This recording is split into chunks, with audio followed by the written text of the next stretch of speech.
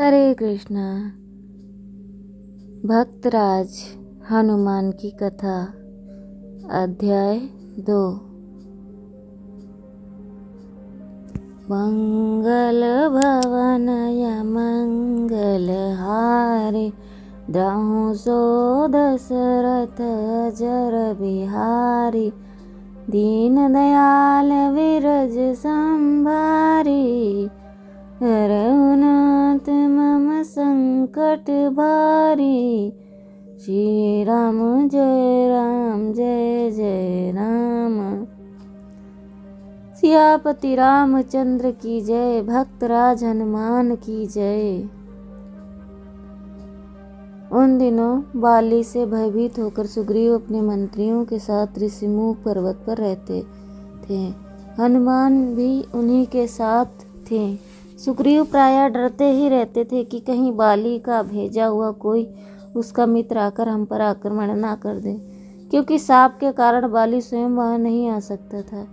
एक दिन वे मंत्रियों और अपने प्रिय सहचर हनुमान के साथ बैठकर कुछ राजनीतिक चर्चा कर रहे थे।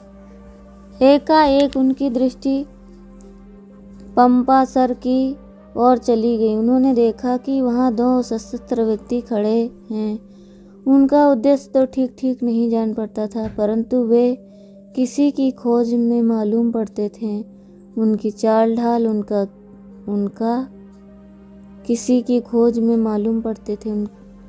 विरोचित शरीर, उनके शस्त्र अस्त्र और साथ ही उनके वल्कल वस्त्र और जटाओं को देखकर सुग्रीव को बड़ी शंका हुई। उन्होंने हनुमान से कहा कि भाई, पता लगाओ कि ये दोनों वीर पुरुष कौन हैं। यदि शत्रु पक्ष के हैं तो यहाँ से भाग चलना चाहिए। यदि उदासीन हो तो उन्हें भी किसी सहायता की आवश्यकता हो तो उन्हें मित्रता कर ली जाए और एक दूसरे की इष्ट सिद्धि में सहायक हो। तुम ब्रह्मचारी का वेश धरकर उनका पता लगाओ, फिर जैसा हो इशारे से मुझे सूचित कर देना। हनुमान ने उनकी आज्ञा स्वीकार की। सुग्रीव के कहने से हनुमान ब्राह्मण का वेश बनाकर उनके पास गए। उन्होंने योग शिष्टाचार के पश्चात उन दोनों की प्रशंसा करते हुए उनका परिचय पूछा। उन्होंने कहा, आपके सशस्त्र और विरोचित गठन को देखकर ऐसा अनुमान होता है कि आप वीर पुरुष हैं। आपके कोमल चरणों को देखकर जान पड़ता है कि आप राजमहल के रहने वाले हैं। कभी जंगल अथवा पहाड़ में नहीं रहना पड़ा है। आपकी वेशभूषा को देखकर यही कहा जा सकता है कि आप ऋषि कुमार हैं, परंतु कोई बात निश्चित नहीं। आपके मुखमंडल का तेज स्पष्ट बता रहा है कि आप साधारण पुरुष नहीं हैं, अलौकिक हैं। क्या आप तीनों देवताओं में से कोई हैं? कहीं आप साक्षात नर नारायण ही तो नहीं हैं?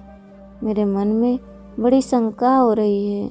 आप में बड़ा आकर्षण मालूम पड़ रहा है। आपके सौंदर्य और माधुर्य से मेरा चित्त मुग्ध हुआ जा रहा है। आप मेरे अत्यंत ममतास्पद जान पड़ते हैं। मैं आपके साथ कभी रहा हूँ, मेरा हृदय बार बार यह बात कह रहा है। आप कृपा करके मुझे मेरा संदेह नष्ट करें। भगवान राम मंद मुस्कुराते हुए हनुमान की बात सुन रहे थे। उन्होंने लक्ष्मण की ओर देखकर कहा, हे ब्राह्मण, बड़े बुद्धिमान हैं। इनकी बातों से मालूम पड़ता है कि इन्होंने सांगोपांग वेदों का अध्ययन किया है। इनके बोलने में एक भी अशुद्धि नहीं हुई है। इनकी आकृति पर ऐसा कोई लक्षण प्रकट नहीं हुआ जिससे इनका भाव दूषित कहा जा सकता है।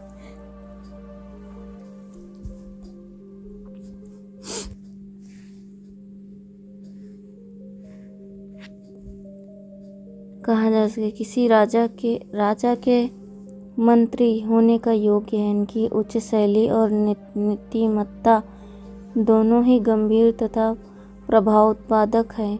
राम के इशारे से लक्ष्मण ने कहा, ब्राह्मण देव, हम लोग अयोध्या नरेश महाराज दशरथ के पुत्र हैं।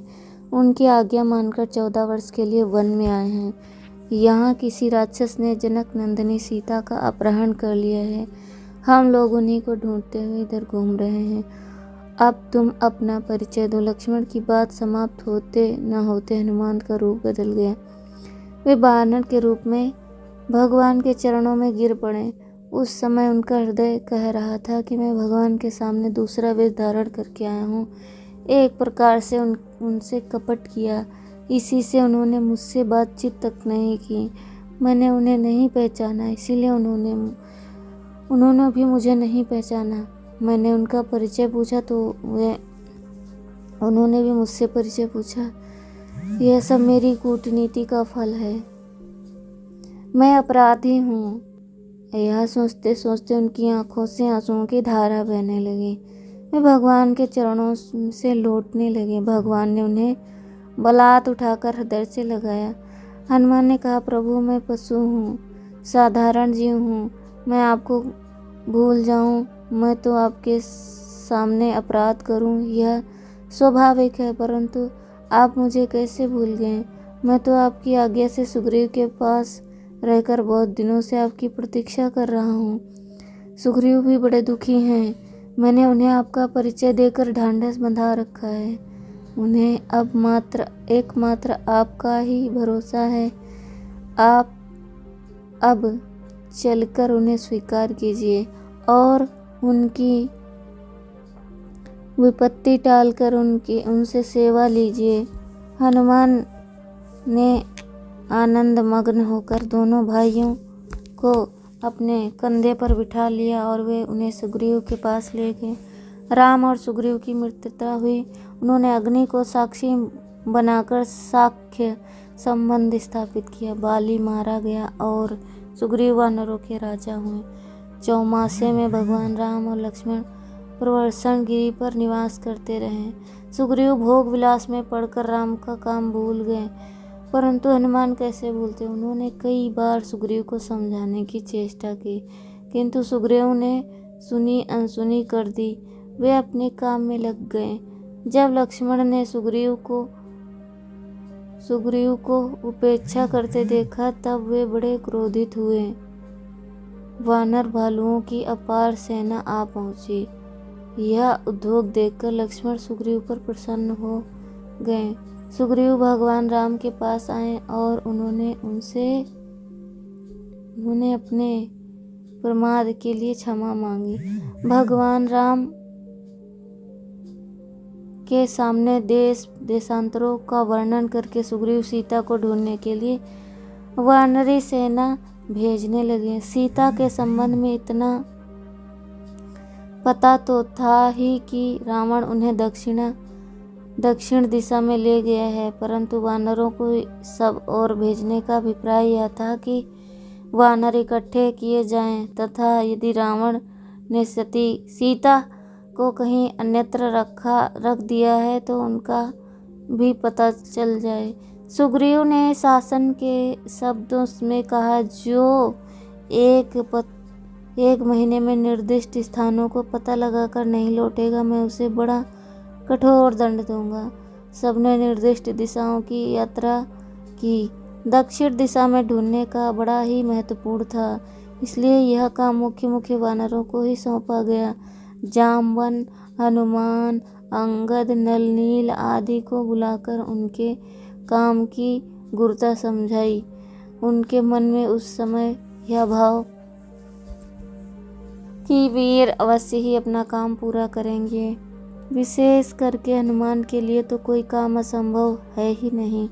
उन्होंने बड़ी प्रसन्नता और प्रेम से कहा, हनुमान, जल में, थल में, नभ में सर्वत्र तुम्हारी एक सी गति है। स्वर्ग अथवा अंतरिक्ष से भी कोई नहीं है जो तुम्हारी गति को रोक सके। तुम अपने पिता के समान ही गति, वेग, तेज और स्फूर्ति युक्त हो। तुम सब कुछ जानते हो, तुमसे क्या कहूँ।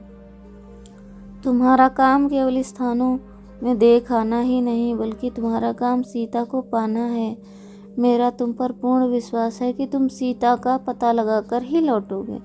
सुग्रीव की यह बात सुनकर भगवान राम ने हनुमान को बुलाया। भगवान तो पहले से ही जानते थे, परंतु सुग्रीव की बातों से उन्हें और स्मृति हो आई। उन्होंने हनुमान से कहा, हनुमान, तुम मेरा कार्य अवश्य पूर्ण करोगे। यह मेरी अंगूठी ले जाओ और इसे देखकर सीता विश्वास कर लेगी कि तुम राम के दूत हो। सीता से कहने के लिए उन्होंने संदेश भी दिए हैं। हनुमान आदि उनके चरणों को स्पर्श करके वहां से चल पड़े। हनुमान, जामवन, अंगद आदि ढूंढते ढूंढते थक गए। भूख प्यास के मारे व्याकुल हो गए। पानी का कहीं पता नहीं। कई दिनों से फल के दर्शन भी नहीं मिले। सारी जिम्मेवारी हनुमान पर आई। उस विभीषण पर्वत के एक श्रृंग पर चढ़कर उन्होंने देखा तो पास ही कुछ हरियाली दिख पड़ी। कुछ सुंदर सुंदर पक्षी अपने पंखों से पानी छिड़कते आते दिखे। अनुमान हुआ कि यहाँ कोई सुंदर बगीचा और जलाशय होगा। सबको लेकर वे उधर ही गए। वहां जाने पर मालूम हुआ कि एक गुफा में ये सब निकल रहे हैं। एक दूसरे का हाथ पकड़कर भगवान राम का स्मरण करते हुए वे गुफा में घुस गए। बड़ी ही सुंदर गुफा थी। वहाँ के झरने में अमृतमय जल था। सोने से वृक्ष थे और उनमें बड़े ही स्वादिष्ट फल लगे हुए थे। वहाँ की तपस्विनी से अनुमति लेकर सबने खाया पिया स्वस्थ हुए। उस तपस्विनी के पूछने पर हनुमान ने सारा वृत्तांत कह सुनाया और इच्छा प्रकट की कि जहाँ तक हो सके शीघ्र ही हम लोग यहाँ से निकल जाएं तो अच्छा है। उस तपस्विनी ने कहा, भैया, यहाँ आने पर कोई जीवित नहीं लौटता। यहाँ निर्विघ्न तपस्या करने का स्थान है। यदि लोग यहाँ से लौटने लगे तो यहाँ की तपस्या में विघ्न पड़े। परंतु तुमने मुझे भगवान राम की कथा सुनाई है, इसलिए तुम लोगों को तपस्या के बल से मैं यहाँ से निकाल ले चलती हूँ। मुझे भी भगवान राम के दर्शन के लिए वर्षागिरी पर्वत पर जाना है। अच्छा, अब तुम लोग अपनी आंखें बंद कर लो। वानर भालुओं ने अपने अपने हाथों से अपनी अपनी आंखें बंद कर ली। क्षण भर में ही उन्होंने देखा कि सब समुद्र के किनारे एक ऊंचे पर्वत पे खड़े हैं। हनुमान से अनुमति लेकर वह तपस्विनी राम के दर्शन के लिए चली। अंगद ने कहा, भाई, 1 महीना बीत गया, ना हम लोग जानकी का पता लगा सके और ना तो जहाँ जहाँ जाना चाहिए वहाँ वहाँ ही जा सके। अब वहाँ जाने पर सुग्रीव मुझे अवश्य मार डालेंगे, इसलिए मैं अब यहाँ रहकर तपस्या करूँगा, तुम लोग जाओ। हनुमान ने कहा, युवराज, आप असमय ही क्यों हिम्मत हार रहे हैं? सुग्रीव आपसे बड़ा प्रेम करते हैं। आप अपने ही जान से भगवान राम का कार्य सिद्ध होने के लिए चेष्टा करते रहे हैं। गुफा में जाने के कारण हम लोगों को देरी हो गई। वे अवश्य क्षमा कर देंगे और आपको राजा बनाएंगे। आप घबराइए मत, भगवान राम बड़े दयालु हैं। वे सर्वथा आपकी रक्षा करेंगे। चलिए हम लोग अपनी शक्ति भर उनकी आज्ञा का पालन तो करें। यदि आप सुग्रीव से द्वेष करते हैं, उनके राजा होने का आपको दुख हुआ है और यहाँ रहकर आप बचना चाहते हैं, तो यह कदापि संभव नहीं। आप राम के काम से जी चुराकर चाहे जहाँ भी छिपे, लक्ष्मण के बाणों से नहीं बच सकते। उनका काम न करने पर जब बच ही नहीं सकते तो उनके पास चलना ही अच्छा है। जैसा वे करेंगे वैसा होगा। हनुमान की बात सुनकर अंगद जीवित रहने का संकल्प तो छोड़ दिया, परंतु उन्होंने सुग्रीव के पास जाने की अपेक्षा वहीं अनशन करके प्राण त्यागना अच्छा समझा। उनके साथ सभी अनशन करने लगे। राम चर्चा होने लगी। उसी समय संपाति के दर्शन हुए। उससे सीता का पता मालूम हुआ। सब वानर भालू समुद्र तट पर इकट्ठे हुए।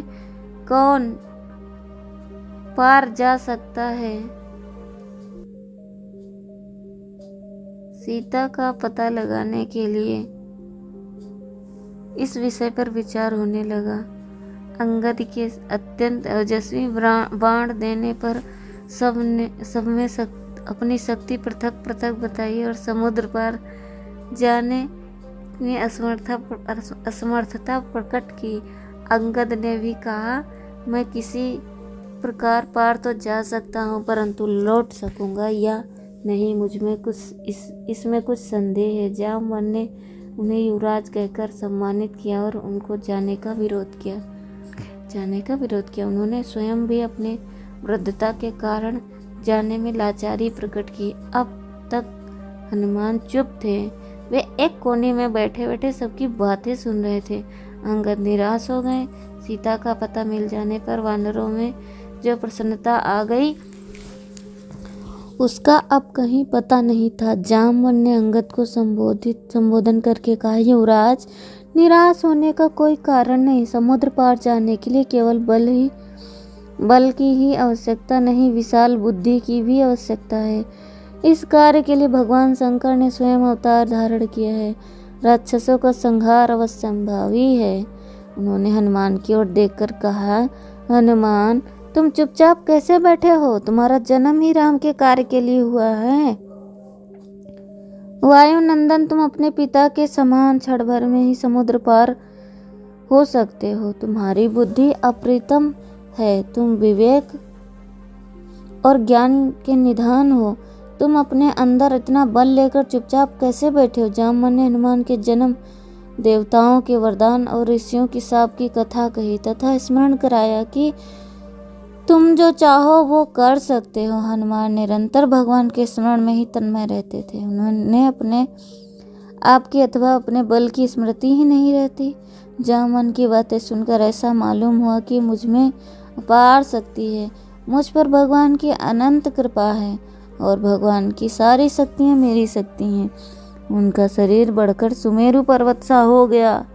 उन्होंने गर्जना करते हुए कहा, इस समुद्र में क्या रखा है? भगवान की कृपा से मैं ऐसे ऐसे सैकड़ों समुद्र लांघ सकता हूँ। यदि लंका में मुझे सीता ना मिली तो मैं स्वर्ग से लेकर ब्रह्मलोक तक छान डालूंगा। लंका के साथ त्रिकुट पर्वत को उखाड़ लाऊंगा। रावण को मार डालूंगा। ऐसी कोई शक्ति नहीं जो भगवान का कार्य करते समय मेरे मार्ग में रोड़ा अटका सके।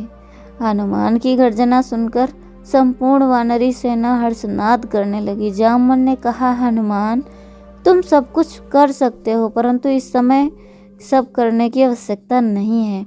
तुम केवल सीता को देखाओ। भगवान राम के साथ हम सब लंका चलेंगे। भगवान के बाणों से राक्षसों का उद्धार होगा, राम की कीर्ति होगी और हम सब राक्षसों का उद्धार और हम सब आनंद उत्सव मनाएंगे। जामवन की बात सुनते ही हनुमान उछलकर एक बड़े ऊंचे पर्वत श्रृंग पर चढ़ गए। उनके चरणों के आघात से बड़े बड़े पर्वत श्रृंग टूटकर गिरने लगे। उनकी पूंछ की चोट से बड़े बड़े वृक्ष आकाश में उड़ने लगे।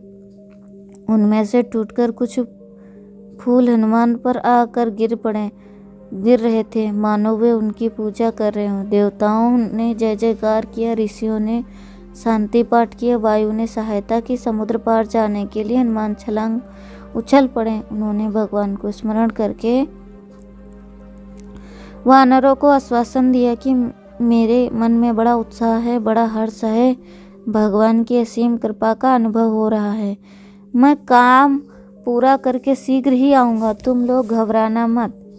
और फिर भगवान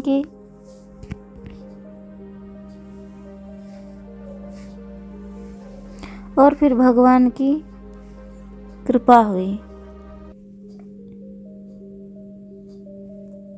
भगवान के असीम कृपा का अनुभव हुआ। मैं काम पूरा करके शीघ्र आऊँगा। तुम लोग घबराना मत। और फिर भगवान के नाम की जय ध्वनि करके वे चल पड़े। उनके वेग से प्रभावित होकर वृक्ष उनके साथ उड़ने लगे। दल के दल बादल उनके शरीर के कठोर स्पर्श को तितर बितर होकर कारण स्वरूप उनके शरीर पर कुछ शीतल जलबिंदु डालने लगे। श्री मारुति राय और किसी और को न देखकर आकाश मार्ग में ही चले जा रहे थे। समुद्र ने सोचा कि राम के पूर्वज ही मुझे यह रूपदान किया है, परंतु मैंने उनका कोई उपकार नहीं किया। कहीं राम के मन में यह बात ना आ जाए सीता हरण में समुद्र का ही हाथ रहा है, क्योंकि एक प्रकार से रावण मेरे अंदर ही रहता है। मैं ही उनके किले की खाई हूँ। यदि मैं उनके दूत का स्वागत करूं, उनके विश्राम के लिए कोई उपाय कर सकूं, तो संभव है कि मैं लांछन से बच जाऊं। उसने मैना से कहा, मैनाक, रामदूत का स्वागत करो। मैनाक बड़ा विशाल रूप धारण करके समुद्र के ऊपर निकल आया। हनुमान ने समझा कि यह कोई विघ्न है। वे अपने पैरों के प्रहार से उसे पातालगामी करने ही जा रहे थे कि मैनाक मनुष्य का रूप धारण करके अपने श्रृंग पर खड़ा हो गया और उसने निवेदन किया कि हनुमान, तुम मेरे सहायक वायुपुत्र हो। जब इंद्र अपने वज्र द्वारा पर्वतों की पंखें काट रहे थे, तब तुम्हारे पिता की सहायता से ही मैं समुद्र में आ घुसा और अपने को बचा सका। तुम्हें विश्राम देना चाहता हूँ, थोड़ी देर थकावट मिटाकर फिर जाना। भगवान राम का काम तो सारे जगत का काम है ना, उनके दूत की सहायता करना सारे जगत की सहायता करना। आशा है तुम मेरी प्रार्थना स्वीकार करोगे।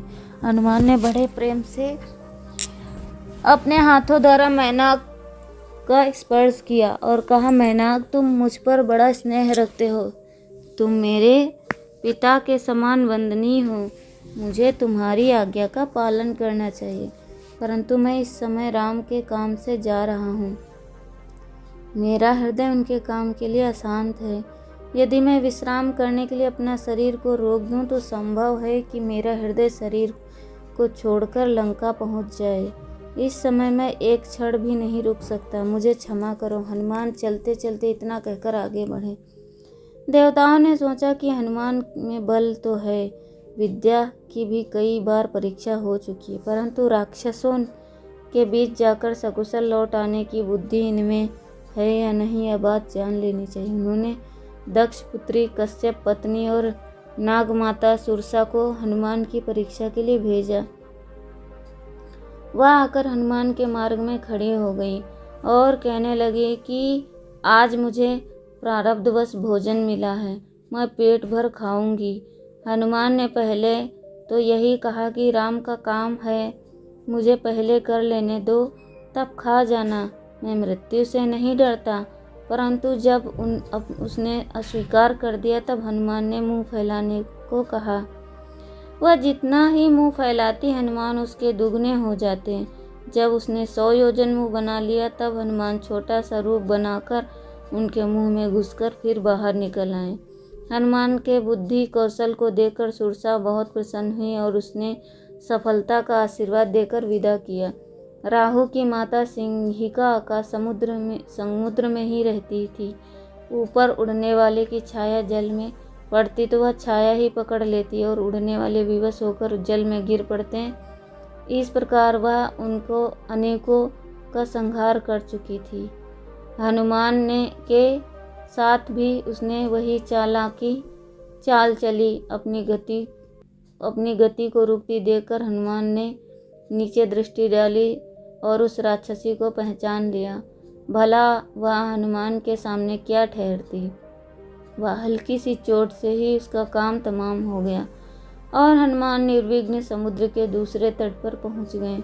बड़ा सुंदर वन था, हरे भरे वृक्ष, सुगंधित पुष्प, पक्षियों का कलरव, भौरों की गुंजार बरबस मन को अपनी ओर खींच रही थी, परंतु हनुमान ने उनकी ओर देखा तक नहीं।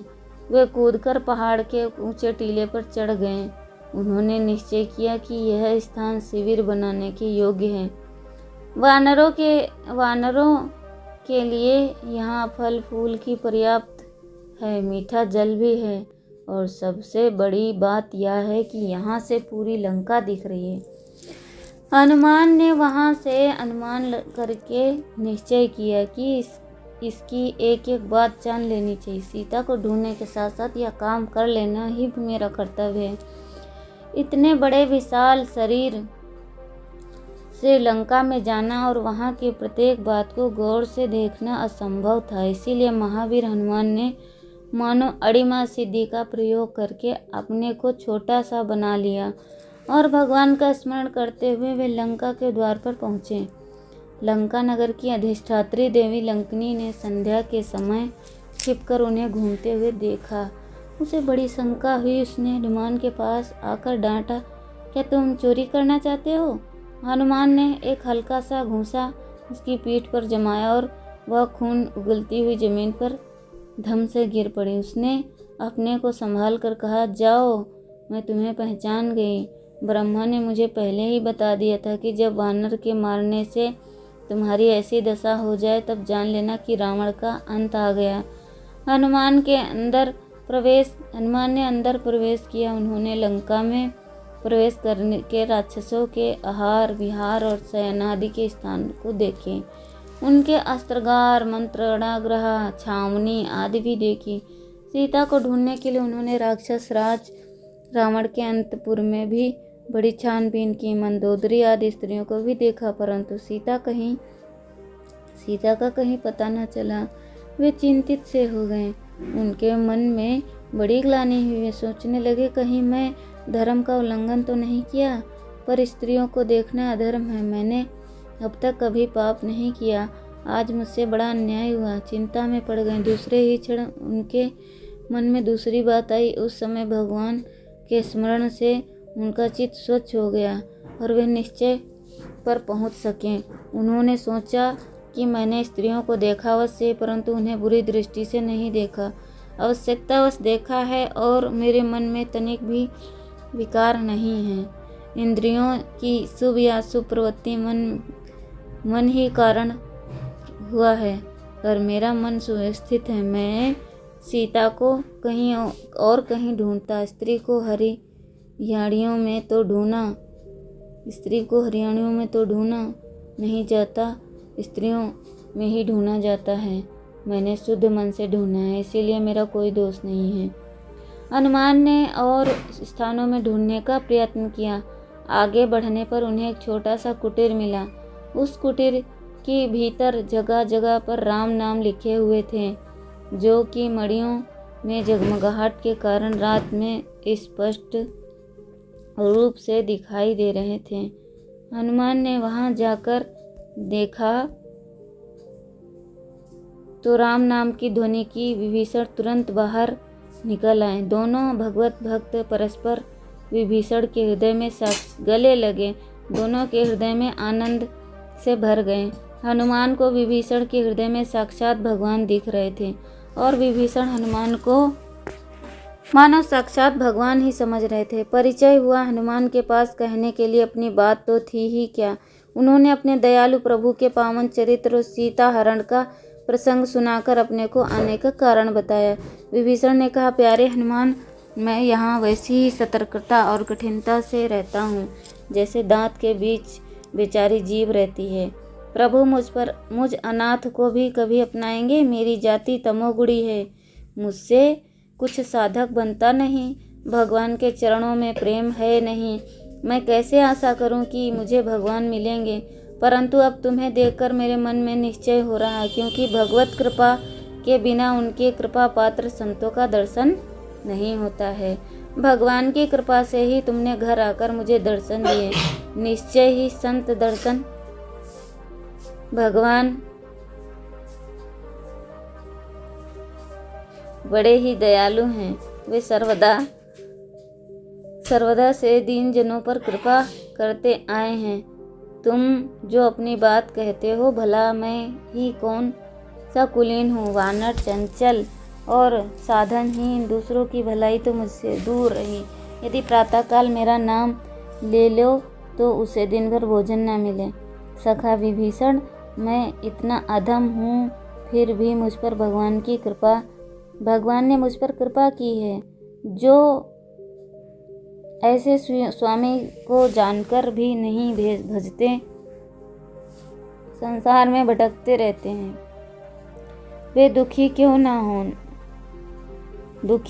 होंगे। भगवान की गुणावली लीला का स्मरण करके हनुमान का हृदय गदगद हो गया। उनकी आंखों में प्रेम के आंसू भर गए। विभीषण और हनुमान में बहुत सी बातें हुई। विभीषण के बतलाने पर हनुमान अशोक वन में गए। माँ सीता अशोक के नीचे बैठी हुई थी। उनका शरीर सूख गया था, बालों की जटा बंध गई थी, सिर पर सौभाग्य का चिन्ह एक बेड़ी मात्र था। वे निरंतर भगवान के नाम का जाप और मन ही मन भगवान की लीला तथा गुणों का स्मरण कर रही थी। हनुमान ने दूर से ही उन्हें मानसिक प्रणाम किया और एक वृक्ष पर चढ़कर बैठ गए। रावण आया, उसने सीता को फुसलाने की चेष्टा की, फिर धमकाया, पर सीता की दृढ़ता, पवित्रता, रामनिष्ठा और सतीत्व से प्रभावित होकर वहां से लौट गया। बहुत सी राक्षसियां सीता को रावण के अनुकूल करने के लिए समझाने लगीं। इन बातों से सीता को बड़ी पीड़ा हुई। राम का पता न चलने के कारण उनकी अनिष्ट की भी आशंका हुई। ऐसा मालूम हुआ कि अब वे जीवित नहीं रहेंगी। त्रिजटा अपने स्वप्न का वृत्तांत कहकर उन्हें आश्वासन देने लगी और बहुत सी राक्षसियां वहां से चली गईं। थोड़ी देर बाद त्रिजटा भी चली गई। सीता को अत्यंत व्यथित देखकर हनुमान ने राम जन्म से लेकर विवाह, वनगमन, सीता हरण आदि की बातें वृक्ष से ही कही और अंत में बतलाया कि मैं उन्हीं के भेजने से यहाँ आया हूँ। हनुमान की यह अमृतमयी वाणी सुनकर सीता को बड़ा संतोष हुआ, परंतु दूसरे ही क्षण का आशंका से उनके हृदय सिहर भी उठा। उन्होंने सोचा, कहीं यह राक्षसी माया न हो। हनुमान ने सीता का भाव ताड़ लिया। उन्होंने कहा, माता, मैं करुणा निधान के चरणों की शपथ लेकर कहता हूँ कि मैं भगवान राम का सेवक हूँ। उन्होंने आपके विश्वास के लिए मुझे एक अंतरंग कथा बताई। जब आप वन में उनके साथ थीं और जयंत ने कौवे का वेश धारण करके आप पर आक्रमण किया था, तब भगवान ने उस पर इसिकस्त्र प्रयोग किया और उसे त्रिलोक में कहीं भी शरण न मिली। आपकी अंगूठी जिसे केवट को देने के लिए आपने उन्हें दी थी, भगवान ने जिसे अपनी उंगली में धारण कर रखा था, उसे भी भगवान ने आपके विश्वास के लिए मुझे दिया है। आप मेरा विश्वास करें, मैं आपके चरण छूता हूँ। हनुमान का हृदय वास्तव में निश्चल था। उन्होंने सच्चा प्रमाण भी दे दिया। इसीलिए सीता को विश्वास हो गया। उन्होंने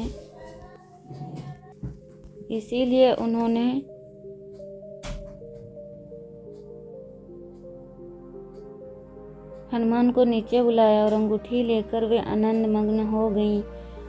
उन्हें भगवान का संदेश पाकर इतना आनंद हुआ मानो स्वयं प्राण प्रिय भगवान ही मिल गए हों। उन्होंने हनुमान से कहा,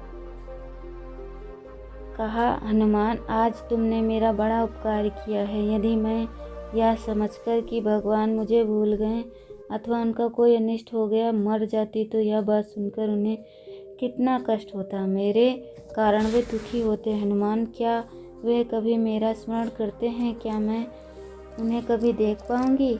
क्या वे शीघ्र ही मेरा उद्धार करेंगे? कहते कहते सीता का गला भर आया, आंसू आंखों में आ गए। वे बोल ना सकी। हनुमान ने कहा, माता, तुम इतनी दुखी क्यों हो रही हो? राम तुम्हारे लिए कितने दुखी हैं, इसका वर्णन मैं नहीं कर सकता। वे पृथ्वी को देखकर कहते हैं, माँ पृथ्वी, मेरे कारण तुम्हारी प्यारी पुत्री को बड़ा कष्ट हुआ है। क्या इसी से तुम मुझ पर नाराज हो, जो मुझे समा जाने के लिए स्थान नहीं दे रही हो? वे खिले हुए फूलों और कलियों को देखकर कह उठते हैं, लक्ष्मण, इन्हें चुन लाओ, मैं सीता के बाल में गुथूंगा। माता, उनकी विरह कथा अवर्णनीय है। वे अपने को भूल जाते हैं और सदा तुम्हारी ही याद करते हैं। हनुमान ने कहा, माता, उन्होंने आपको संबोधित करके कहा कि प्रिय, तुम्हारी उपस्थितियों में जो वस्तुएं मेरे लिए सुखकर थी, वे आज दुखकर हो रही हैं। सुंदर सुंदर वृक्षों की नई नई कोपलें आज मुझे आग सी जान पड़ती हैं। चंद्रमा ग्रीष्म ऋतु की सूर्य की भांति जलाता है और बादलों की नन्ही नन्ही बूंदें जो पहले अमृत के समान जान पड़ती थीं, अब वे जलते हुए तेल सी मालूम पड़ती हैं। शीतल मंद सुगंध वायु विषैले सांपों की सांसों के समान मुझे पीड़ा पहुंचाता है। यदि मैं अपना यह उद्वेग, यह आवेग किसी पर प्रकट कर पाता तो मेरा हृदय कुछ हल्का हो जाता, परंतु किससे कहूँ, क्या कहूँ, कोई समझे भी तो। हम दोनों को जो पारस्परिक प्रेम है, एक दूसरे की आत्मा का संयोग है, मिलन है, उसका रहस्य केवल मेरा हृदय, मेरी आत्मा ही जानती है, और मेरा हृदय, मेरी आत्मा सर्वदा तुम्हारे पास ही रहती है।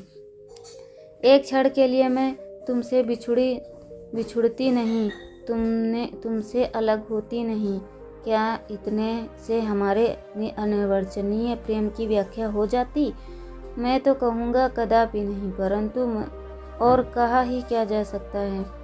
तत्व प्रेम कर मम अरु तोरा, तत्व प्रेम कर मम अरु तोरा, जानत प्रिया एक मन मोरा, सो मनो सदा रहत तो ही पाही। यही कहते समय हनुमान भावनिष्ठ हो गए। सीता को ऐसा मालूम हुआ मानो स्वयं राम उनके सामने खड़े होकर बोल रहे हैं। वे प्रेम मग्न हो गईं, शरीर की सुध भूल गईं। हनुमान ने उन्हें धैर्य बंधाते हुए कहा, माता, भगवान के प्रभाव, ऐश्वर्य और बल की ओर देखो। उनके बाणों के सामने ये तुच्छ राक्षस एक क्षण भी नहीं ठहर सकते। समझ लो कि ये मर गए, समझ लो कि वे मर गए। भगवान को अब तक आपका पता नहीं मिला था, नहीं तो वे जाने कब राक्षसों का संहार करके आपको ले गए होते। हम सब वानर भालू उनके साथ आएंगे और निश्चरों को पछाड़ कर मारेंगे। आपको लेकर आनंद मनाते हुए अयोध्या चलेंगे। माता, क्या आप प्रभु का प्रभाव भूल गई हैं? वे मालूम होते हैं ही वहाँ से सैनिकों के साथ चल पड़ेंगे, बाणों से समुद्र को स्थगित कर देंगे। लंका में एक भी राक्षस नहीं बचेगा। यदि देवता, दानव और स्वयं मृत्यु भी भगवान राम के मार्ग में विघ्न डालना चाहेंगे तो उन्हें नष्ट कर देंगे। माता, मैं शपथ पूर्वक कहता हूँ कि तुम्हारे वियोग से राम जितने व्यथित हैं उसका वर्णन नहीं किया जा सकता। वे एक क्षण का भी विलंब नहीं करेंगे। आप उन्हें शीघ्र ही सकुशल देखेंगी। सीता ने कहा, हनुमान, अब तक 10 महीने बीत गए, अब 2 ही महीने बाकी हैं। यदि इनके बीच में भगवान ने मेरा उद्धार नहीं किया तो मैं उनके दर्शन से वंचित रह जाऊंगी। मैं उनके दर्शन की आशा में जीवित हूँ। रावण ने अब तक मुझे मार डाला होता यदि विभीषण ने अन्याय विनय करके मेरी रक्षा न की होती। सीता हनुमान से ये बातें कहते कहते व्याकुल हो उठी। उनका गला सूख गया, वे बोल न सकी। हनुमान ने कहा, माता, मैंने कहा ना कि भगवान मेरी बात सुनते ही चल पड़ेंगे, परंतु उनके आने की क्या आवश्यकता है। मैं आज ही आपको इस दुख से मुक्त कर देता हूँ। आप मेरी बल की ओर देखो। उनके बाणों के समान तुच्छ राक्षस एक क्षण भी नहीं ठहर सकेंगे। आप मेरी पीठ पर चढ़ जाइए, मैं आपको पीठ पर लेकर समुद्र लांघ जाऊंगा। जैसे अग्नि हवन के किए हुए हविष्य को तत्काल इंद्र के पास पहुंचा देती है, वैसे ही मैं आपको तत्काल प्रवासन गिरी पर्वत पर विराजमान भगवान के राम पास पहुंचा देता हूँ। भगवान की कृपा से न केवल आपको बल्कि रावण के साथ सारी लंका को मैं ढोकर ले जा सकता हूँ। अब देर मत कीजिए, जब मैं आपको लेकर चलूँगा तब कोई भी राक्षस मेरा पीछा नहीं कर सकेगा। हनुमान की बात सुनकर सीता को बड़ी प्रसन्नता हुई। उन्होंने हनुमान से कहा, हनुमान, तुम्हारा शरीर बहुत छोटा है, तुम मुझे ले चलने का साहस कैसे कर रहे हो? हनुमान ने सीता को अपना विराट रौद्र रूप दिखाया। वे बढ़कर सुमेरु पर्वत के समान हो गए। उन्होंने सीता से कहा, देवी, अब देर मत करो, कहो तो मैं राक्षसों के साथ लंका ले चलूं। कहो तो राक्षसों को मारकर लंका को ले चलूं। निश्चय कर लो, अब चलकर राम लक्ष्मण को सुखी करो। जानकी ने कहा, हनुमान, मैं तुम्हारी शक्ति, तुम्हारा बल जान गई। तुम वायु और अग्नि के समान प्रतापशाली हो। तुम मुझे ले चल सकते हो, परंतु तुम्हारे साथ जाना ठीक नहीं है। मैं तुम्हारे तीव्र वेग से मूर्छित हो सकती हूँ, तुम पर गिर सकती हूँ। राक्षसों से तुम्हें बड़ी लड़ाई करनी पड़ेगी। और मेरे पीठ पर रहने से तुम्हारी बड़ी आपत्तियों का सामना करना पड़ेगा। युद्ध की बात है, पता नहीं जीतोगे या जीतेंगे। तुम जीत भी सकते हो, परंतु भगवान का यश नहीं बढ़ता। मेरे इस प्रकार जानने से बहुत लोग सोचेंगे कि हनुमान अपनी पीठ पर किसको लिए जा रहा है। एक ही क्षण के लिए सही उन्हें मेरे चरित्र पर शंका हो सकती है। सीता ने और बहुत से कारण बतलाते हुए कहा, पति भक्ति की दृष्टि से मैं स्वेच्छापूर्वक तुम्हारे शरीर का स्पर्श नहीं कर सकती।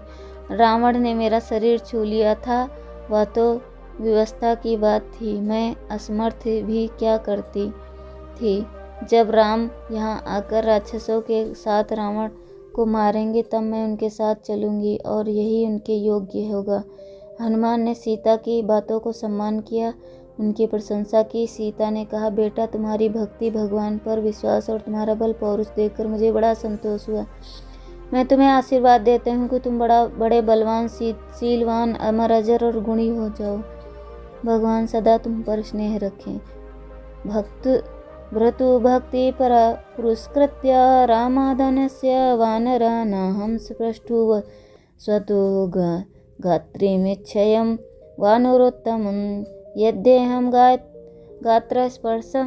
स्पर्श रावणस्य गताबलात् अनीसा की करिष्यामि विनाथा व्यसति। भगवान सर्वदा स्नेह रखें। यह सुनकर हनुमान पुलकित हो गए और उन्हें चाहिए ही क्या, जीवन का परम लाभ तो कहीं है। उन्होंने माता के आशीर्वाद को अमोघ कहकर कृतज्ञता प्रकट की। माता का दर्शन हो जाने के बाद हनुमान ने सोचा कि अब तो श्री राम रावण से युद्ध होना निश्चित है, परंतु इसका किला इतना मजबूत है, इसकी चार दीवारियां इतनी सुरक्षित हैं, इसके दरवाज़ों पर ऐसे ऐसे यंत्र लगे हैं कि सहज ही इसे जीतना संभव नहीं है। इन्हें तोड़े बिना हमारे आक्रमण का मार्ग नहीं खुल सकता, परंतु इन्हें तोड़ा कैसे जाए, यह एक प्रश्न है। अच्छा, तो मैं वानर हूँ ना, मैं फल तोड़कर खा सकता हूँ, क्योंकि अब भगवान का काम हो चुका है। मैं वृक्षों के कुछ डाल पात तोड़ सकता हूँ, क्योंकि इन्हें दुष्टों को उत्तेजित करने का यही मार्ग है। हनुमान ने निश्चय किया कि उनकी बुद्धि और बल देखकर माता ने भी अनुमति दे दी। बाग के अनेकों वृक्ष नष्ट हो गए, बागवान खदेड़ दिए और हजारों राक्षस धूल में मिला दिए। एक घूंसे से ही अक्षय कुमार की हड्डी पसली चूर चूर कर हो गई। सारी लंका में तहलका मच गया। रावण पहले तो स्वयं ही युद्ध करने के लिए आ रहा था, परंतु मेघनाद ने उसे रोक दिया और आया हनुमान से प्रहारों से उसके प्राणों के लाले पड़ गए। उसने घबराकर ब्रह्मपाश का प्रयोग किया। यद्यपि ब्रह्मा के वरदान से ब्रह्मपाश मुक्त थे, तथापि उन्होंने सोचा कि ब्रह्मपाश का अपमान नहीं करना चाहिए। रावण की सभा में चलकर भगवान की महिमा सुनानी चाहिए, जिससे राक्षस भयभीत हो जाए। वे स्वयं ही ब्रह्मपाश में बंध गए। मेघनाथ बड़ी प्रसन्नता से उन्हें राजसभा में ले गया। वहां जाते ही वह बंधन उनके शरीर से छूटकर गिर चुका था। हनुमान ने देखा कि रावण की सभा में बड़े बड़े देवता, लोकपाल, दिक्पाल हाथ जोड़कर खड़े हैं। सूर्य का प्रकाश मंद है, वायु पंखा झल रहा है और अग्निदेव की आज्ञा प्रतीक्षा कर रहे हैं। सब रावण के इशारों का इंतजार कर रहे हैं, प्रतीक्षा कर रहे हैं। हनुमान निशंक खड़े थे। रावण ने उन्हें इस प्रकार अभिनीत देखकर ना जाने क्या सोचा और ठहका मारकर हंसने लगा, परंतु दूसरे क्षण उसे अपने पुत्र अक्षय कुमार की याद आ गई। उसने डांट कर पूछा, तू कौन है? किसके बल पर तूने ऐसा उत्पात मचा रखा है? क्या तू मुझे नहीं जानता? मैं अभी तुझ में समझता हूँ।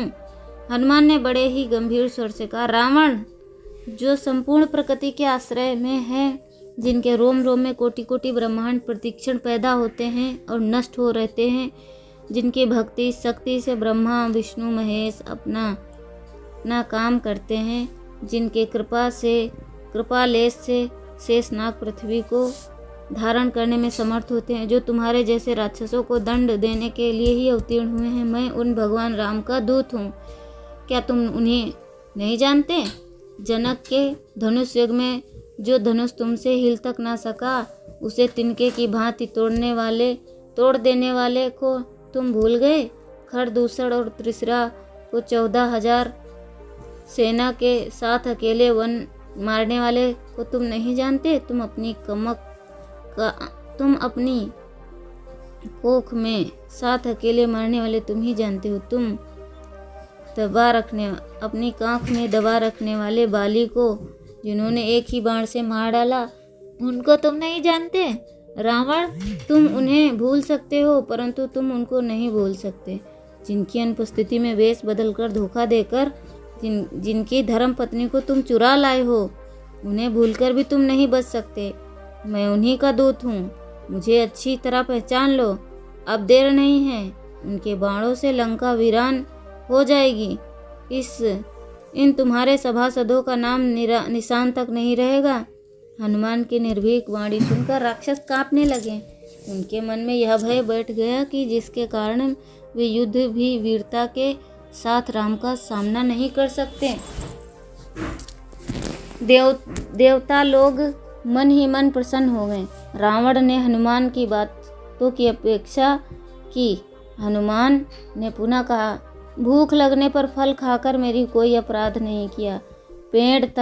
पेड़ पत्ता तोड़ना भी मेरा स्वभाव ही है। जिन दुष्टों ने मुझे मारा उनसे आत्मरक्षा करने के लिए मैंने भी प्रहार किया। ज्यादती तो तुम्हारे पुत्रों की है, जिन्होंने मुझे बंदी बनाने की चेष्टा की, परंतु मैं उन्हें क्षमा करता हूँ। तुम मेरी एक बात सुनो, बस एक बात मान लो। मैं विनय से कहता हूँ, भाई रावण, जो काल सारी दुनिया को निगल रहा है, वह उसने भयभीत रहता है, वह उनके अधीन रहता है। उनके वैर करके तुम नहीं बच सकते। तुम जानकी को ले चलो, परम कृपा भगवान तुम्हें क्षमा कर देंगे। वे शरणागत के सब अपराध भूल जाते हैं। तुम उनके चरणों का ध्यान करो और लंका का निष्कंटक राज्य भोगो। तुम बड़े कुलीन हो, तुम्हारे पास अतुल संपत्ति है, तुम बड़े ही विद्वान हो और बल भी तुम्हारे पास पर्याप्त है। उन्हें पाकर अभिमान मत करो। ये 4 दिन की चांदनी है, चलो भगवान की शरण हो आओ। मैं तुमसे सत्य कहता हूँ, शपथ पूर्वक कहता हूँ कि राम से विमुख होने पर तुम्हारी कोई रक्षा नहीं कर सकता। इसलिए मोहपूल बहुबल पद त्यागहु तुम अभिमान, भजहु राम रघुनायक कृपा सिंधु भगवान। मोहमूल बहुसूल पद त्यागहु तुम अभिमान, भजहु राम रघुनायक कृपा सिंधु भगवान। मोहमूल बहुसूल पद त्यागहु तुम अभिमान, भजहु राम रघुनायक कृपा सिंधु भगवान। यद्यपि हनुमान ने बहुत ही हितकर बातें कहीं, परंतु वे रावण को अच्छी न लगीं। उसने खींचकर राक्षसों को आज्ञा दी कि इसे मार डालो। विभीषण की आपत्ति कि दूत को मारना अन्याय है। विभीषण ने आपत्ति व्यक्त की कि दूत को मारना अन्याय है। अंत में अंग भंग करना निश्चय रहा और रावण ने पूंछ जला देने की आज्ञा दी। पूंछ में कपड़े लपेट जाने लगे। उसे तेल में भिगोया गया और आग लगा दी गई। 10-20 राक्षस उन्हें पकड़कर नगर में घुमाने लगे। बच्चे ताली पीट पीट कर हंसने लगे। हनुमान ने लंका विध्वंस करने का यही अवसर उपयुक्त समझा। उन्होंने अपनी पूंछ से एक झटका लगाया और सारे राक्षस अपने प्राण बचाकर भागे। वे उछलकर एक महल से दूसरे महल तक जाकर सबको भस्म करने लगे। वायु ने सहायता की। अग्नि ने अपने मित्र वायु के पुत्र के कार्य में हाथ बटाया। लंका धा धा कर जलने लगी। बहुत से यंत्र नष्ट कर दिए। धोखा देने के स्थान पर भस्म कर दिया गए, परंतु सोने की लंका अब तक जली नहीं। यद्यपि सारे नगर में हाहाकार मचा हुआ था। सब अपनी अपनी सामग्री, बाल बच्चे और स्त्री वृद्धों को लेकर अलग भाग रहे थे, तथापि लंका जलने के समय भी चमक रही थी। कहते हैं कि लंका की एक काल कोठरी में शनैश्चर देवता कैद थे। हनुमान का पैर उसी चारदीवारी पर लगा और वह टूट गई। शनैश्चर ने हनुमान से पूछकर सारी बात जान ली और एक कनखी से लंका की ओर देखा। कि विभीषण का घर छोड़कर सारी लंका जलकर राख हो ढेर हो गई। उन्होंने हनुमान को वरदान दिया और बतलाया कि अब लंका का सत्यानाश निकट है। वे चले गए। शनैश्चर देवता को मुक्त करके हनुमान ने जब देखा कि सारी लंका ध्वस्त हो गई, इसके बिहड़ मोर्चों में अब कोई खतरनाक बात नहीं रही, तब वे समुद्र में कूद पड़े और स्नान करके फिर माँ सीता के पास आए। माँ सीता ने भगवान के लिए उन्हें चूड़ामणि दिया और शीघ्र से शीघ्र अपने उद्धार की प्रार्थना करने के लिए कहा। उन्हें प्रणाम करके घोर गर्जना करते हुए हनुमान ने यंत्र की यात्रा की। जामवन, अंगद आदि बिना कुछ खाए पिए एक पैर पे खड़े रहकर हनुमान की प्रतीक्षा कर रहे थे। उन्होंने किलकारी सुनते ही सबने कार्य सिद्धि का अनुमान कर लिया और आगे बढ़कर उन्हें गले से लगा लिया। खाते पीते मधुवन उजाड़ते हुए सब भगवान राम के पास पहुँचे। हनुमान ने बड़े ही करुण शब्दों से सीता का दशा का वर्णन किया। लंका के ऐश्वर्य, रावण की शक्ति और वहाँ की एक एक बात उन्होंने भगवान को बताई। भगवान ने कहा, हनुमान, तुम्हारे समान उपकारी संसार में कोई और नहीं है। मैं तुम्हें क्या बदला दूं? मैं तुम्हारा ऋणी हूँ। तुम्हारे सामने मुझसे देखा नहीं जाता। भगवान की आवाज़ सुनते ही हनुमान व्याकुल होकर उनके चरणों में गिर पड़े और प्रेममग्न हो गए। भगवान राम ने बलात् उन्हें उठाकर हृदय से लगाया और उन्हें अपनी अनन्य भक्ति का वरदान दिया। भगवान शंकर की अभिलाषा पूर्ण हुई, जिसके लिए वे हनुमान बने थे, और कार्य पूरा हुआ। तो हरे कृष्णा, हम आपसे मिलते हैं तीसरे अध्याय में, तीसरे भाग में। तो आप लोगों का बहुत बहुत धन्यवाद। हरे कृष्णा। सियापति रामचंद्र की जय। भक्तराज हनुमान की जय। हरे कृष्ण।